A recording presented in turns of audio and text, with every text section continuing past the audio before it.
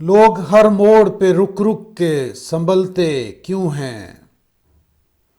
इतना डरते हैं तो फिर घर से निकलते क्यों हैं।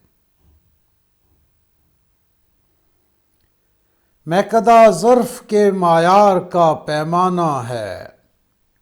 खाली शीशों की तरह लोग उछलते क्यों हैं।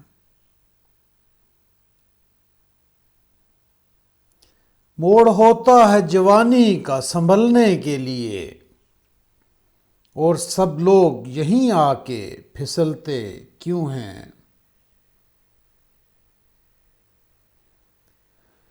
नींद से मेरा ताल्लुक ही नहीं बरसों से, ख्वाब आ आके मेरी छत पे टहलते क्यों हैं।